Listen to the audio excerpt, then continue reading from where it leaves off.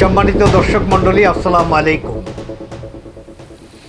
খেই হারিয়ে ক্রমাগত আবোল তাবোল বকছেন জামাতের আমির ডাক্তার শফিকুর রহমান।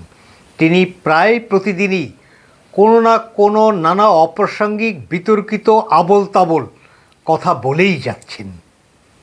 সর্বশেষ গত ফেব্রুয়ারি মাসের 4 তারিখে তিনি তাদের রাজনৈতিক ইশতেহার, নির্বাচনী ইশতেহার তিনি ঘোষণা করেছেন এবং সেখানে তিনি অনেক বিষয়ে কথা বলেছেন। নিঃসন্দেহে সেটি তিনি বলবেন। তবে সবচেয়ে আশ্চর্য হওয়ার বিষয়, এমনকি আশ্চর্য বললেও খুব কম বলা হবে, আমরা হতভম্ব হয়েছি। তাদের রাজনৈতিক ইশতেহারে জামাত বলছেন, ক্ষমতায় গেলে শিক্ষার্থীদের কাছে মুক্তিযুদ্ধের সঠিক ইতিহাস তুলে ধরবে জামাত। তারা বলছেন, রাষ্ট্রীয় জাতীয় জীবনে মুক্তিযুদ্ধের আদর্শ লক্ষ্য বাস্তবায়নের প্রতিশ্রুতি দিয়েছে বাংলাদেশ জামাত ইসলামী। পাশাপাশি ক্ষমতায় গেলে শিক্ষার্থীদের কাছে মুক্তিযুদ্ধের সঠিক ইতিহাস তুলে ধরার কথাও বলা হয়েছে। কী বলবেন? যারা মুক্তিযোদ্ধা এখনও জীবিত আছেন তারা হয়তো এভাবেই বলবেন, সেলুকাস, কি বিচিত্র এই দেশ। স্বাধীনতা বিরোধী জামাত ইসলামীর আমিরের মুখ থেকে তারা মুক্তিযুদ্ধের সঠিক ইতিহাস তরুণ প্রজন্মকে শেখাবেন, এ কথাও শুনতে হলো জীবদ্দশায়। হয়তো তারা এভাবেও বলবেন, মাটি তুমি ফাঁক হও, আমরা তোমার মধ্যে প্রবেশ করে জান এবং মান দুটোই বাঁচাই। তবে তার সংগঠন মুক্তিযুদ্ধের সময় তাদের কি ভূমিকা আমরা সকলেই জানি। মুক্তিযুদ্ধের ইতিহাস যারা এখন শেখাতে চান, সেই জামাত ইসলামীর তৎকালীন সময় তরুণ সদস্যরা, তারা রাজাকার এবং আলবদর বাহিনীর সদস্য ছিলেন। তারা স্বাধীনতা যুদ্ধে কেবলমাত্র বাংলাদেশের অভ্যুদয়ের রাজনৈতিক বিরোধিতা করেছেন তা নয়, তাদের এই তরুণ সদস্যরা রাজাকার এবং আলবদর বাহিনী, তারা মুক্তিযুদ্ধদেরকে হত্যা করায় ভূমিকা রেখেছেন। পাকিস্তান সেনাবাহিনীকে মুক্তিযোদ্ধাদের ঠিকানা চিনিয়ে দিয়েছেন, বাসস্থান চিনিয়ে দিয়েছেন, ক্যাম্প চিনিয়ে দিয়েছেন। এমনকি তারা গ্রামাঞ্চল থেকে মুক্তিযোদ্ধাদেরকে হাত পা বেঁধে সেনা ক্যাম্পে উপস্থিত করেছেন, তাদেরকে হত্যাকাণ্ডের শিকার হতে হয়েছে সেখানে। যুদ্ধে ক্লান্ত সেনা সদস্যদের মনোরঞ্জনের জন্য সব ধরনের ব্যবস্থা করেছেন এই আলবদর এবং রাজাকার বাহিনী। তারা গ্রাম থেকে যুবতী এবং সুন্দরীদের ধরে নিয়ে সেনা ক্যাম্পে সেনা সদস্যদের মনোরঞ্জনের জন্য নিয়ে যেতেন। তারা গরু ছাগল থেকে শুরু করে হাঁস মুরগি, সুস্বাদু ফল, এগুলো লুট করে সেনাবাহিনীর সেই ক্যাম্পে, পাকিস্তান সেনাবাহিনীর সেই ক্যাম্পে সরবরাহ করতেন। সেই তারা যদি মুক্তিযুদ্ধের ইতিহাস তরুণ প্রজন্মকে শেখান, তাহলে কি শেখাবেন? আমরা নিশ্চয়ই খুব ঝুঁকিতে আছি। হয়তো আমাদেরকে শুনতে হবে, মোহতারাম গোলাম আজম বাংলাদেশের স্বাধীনতার ঘোষণা দিয়েছেন। ইতিমধ্যে তাদের একজন প্রার্থী, একজন খ্যাপাটে মানুষ হিসাবে ইতিমধ্যে সকলের কাছে পরিচিত হয়েছেন, একটা ক্লাউন, মুফতি আমির হামজা। তিনি তো বলেছেন এই যে বাংলাদেশের স্বাধীনতাকে স্বীকৃতি দেওয়ার জন্য গোলাম আজম 7 বার চিঠি লিখেছেন সৌদি বাদশাকে। অথচ আমরা জানি গোলাম আজম সৌদি বাদশাহ যাতে বাংলাদেশকে স্বীকৃতি না দেন সেজন্য তিনি প্রাণান্ত চেষ্টা করেছেন। সেই জামাত মুক্তিযুদ্ধের ইতিহাস বলবেন, তার একটা নমুনা তো আমরা সম্প্রতি দেখলাম। জামাত ইসলামী ক্ষমতায় যাবেন স্বপ্ন দেখেন, ক্ষমতায় গেলে কি করবেন তার কিছু অনুমান এখন এদের এই আচরণ, এই খ্যাপাইটে মনোভাবে নিশ্চয়ই আমরা বুঝতে পারছি। ডাক্তার শফিকুর রহমান চট্টগ্রামে সম্প্রতি বক্তৃতা করেছেন, চট্টগ্রাম বাংলাদেশের সংগ্রামী ইতিহাস আর প্রতিরোধের রাজধানী। যথেষ্ট বলেছেন। বাংলাদেশে 71 সালের স্বাধীনতা ঘোষণা এখান থেকেই হয়েছিল। সঠিক বলেছেন। আপনাদেরই এক গর্বিত সন্তান সবার আগে চিৎকার দিয়ে বলেছিলেন, we revolt.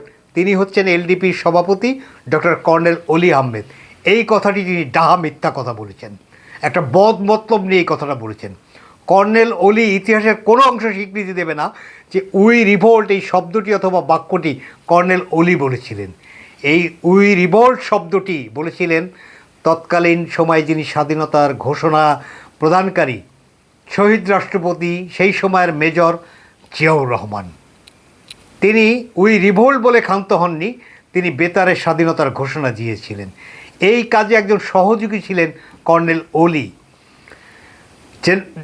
Lieutenant colonel Janjua, তিনি ছিলেন 8ম ইস্ট বেঙ্গল রেজিমেন্টের কমান্ডিং অফিসার, তিনি একজন পাকিস্তানি।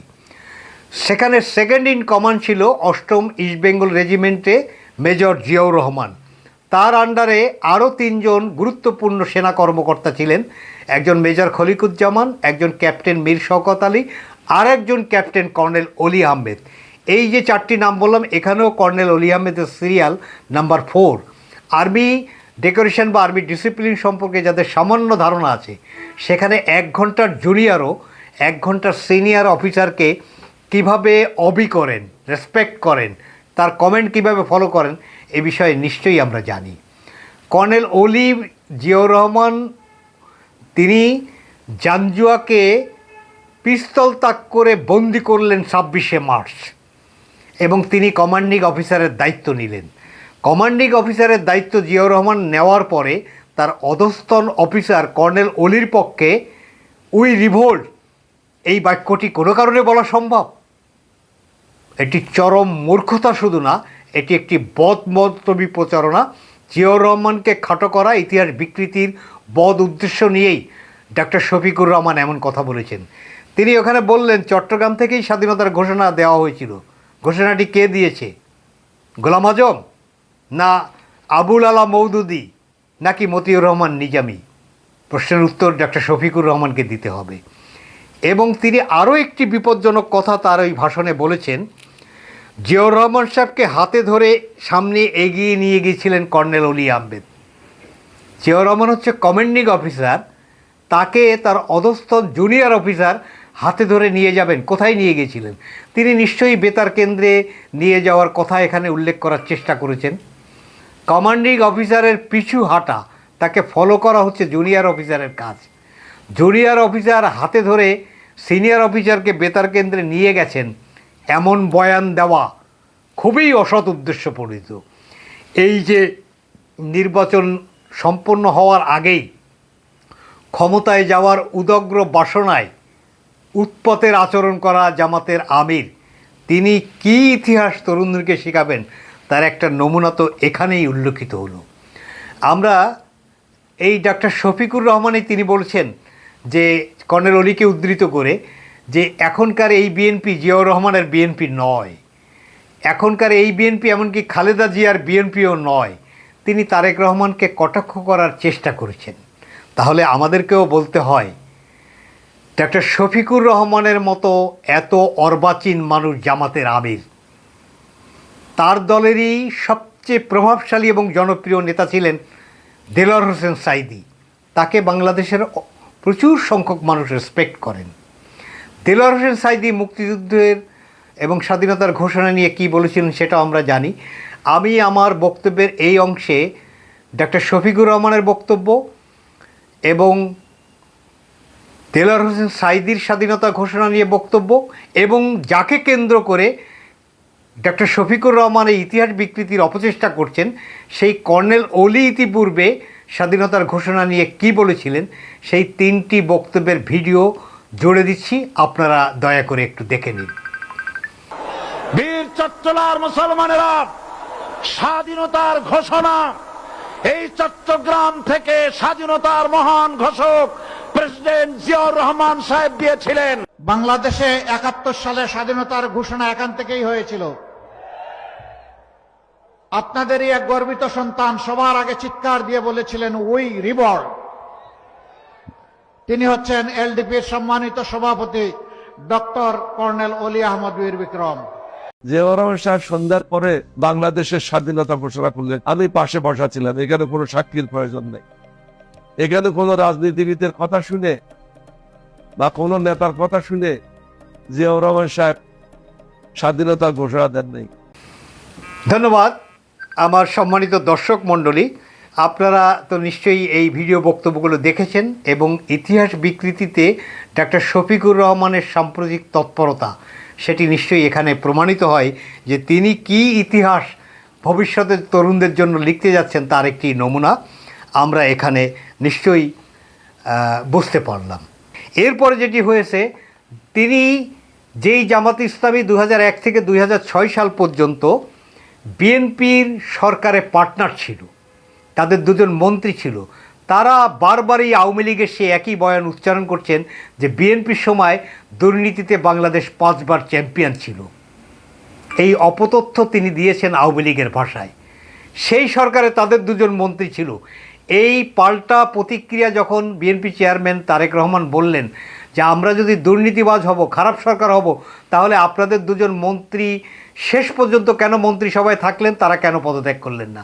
ডক্টর শফিক আবার তার উত্তর দিয়েছেন যে অন্তত 3টি মন্ত্রণালয়ের দুর্নীতির হাত থেকে বাঁচানোর জন্য আমাদের দুজনেই মন্ত্রী পদত্যাগ করেন নাই।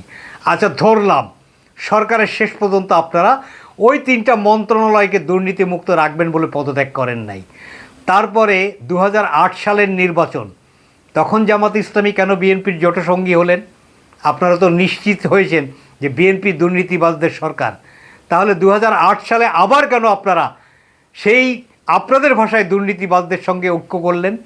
বাদ দিন, 15টা বছর বিএনপির নেতৃত্বেই তো ফ্যাসিবাদ বিরোধী আন্দোলনে যতটুকুই ভূমিকা রেখেছেন বিএনপির নেতৃত্বে, খালেদা জিয়ার ছত্রছায়ায়, তার ছায়াতলেই তো রাজনীতি করেছেন।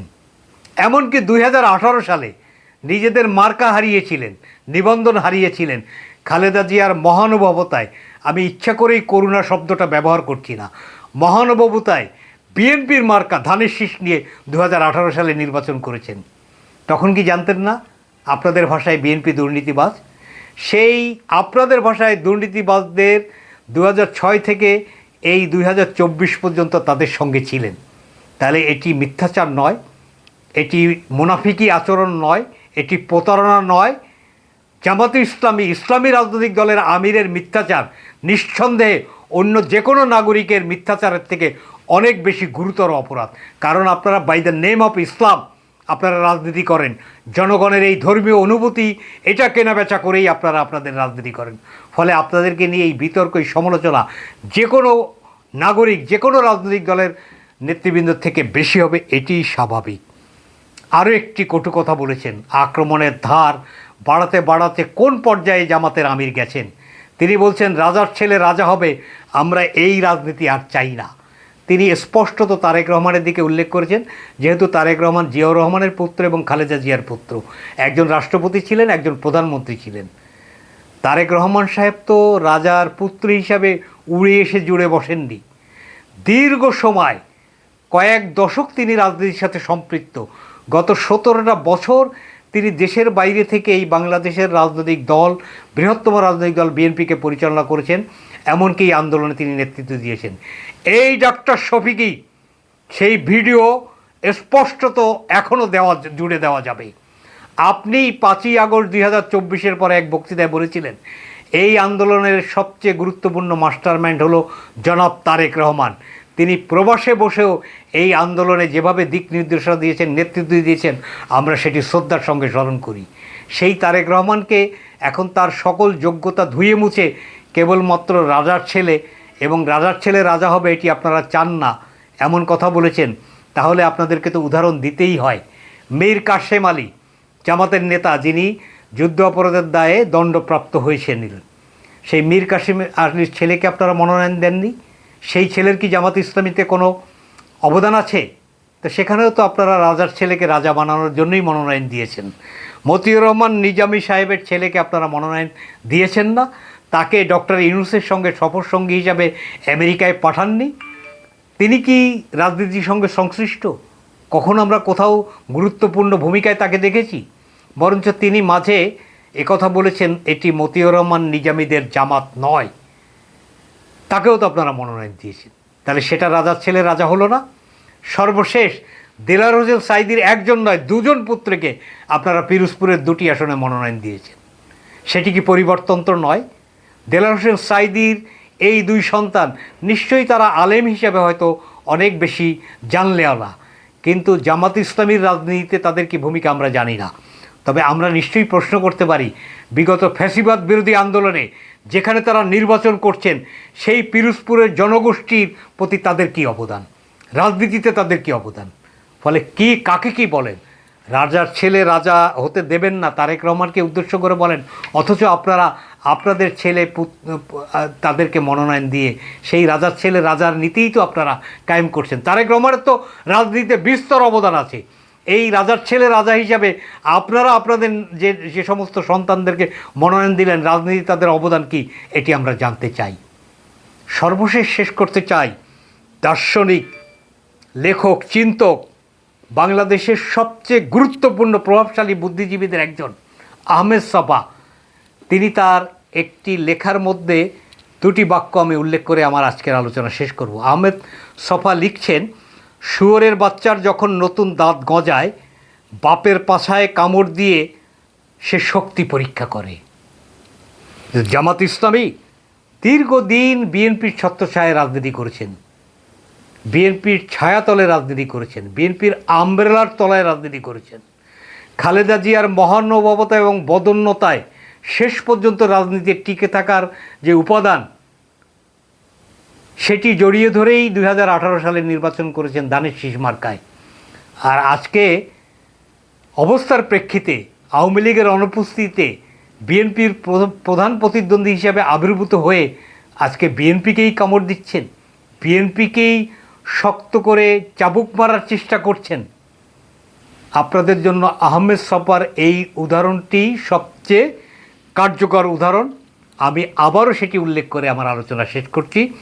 শুয়োরের বাচ্চার যখন নতুন দাঁত গজায়, বাপের পাছায় কামড় দিয়ে সে শক্তি পরীক্ষা করে।